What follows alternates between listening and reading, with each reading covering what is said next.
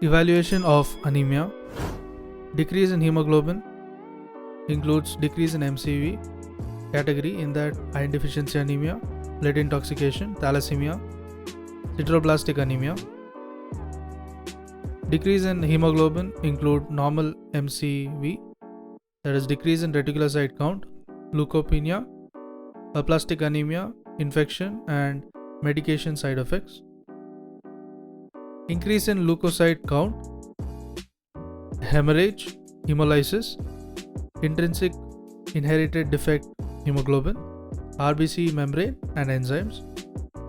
Extrinsic include autoimmune, paroxysmal nocturnal hemoglobinuria, decrease in hemoglobin, that is increase in MCV, or B12 deficiency, folate deficiency.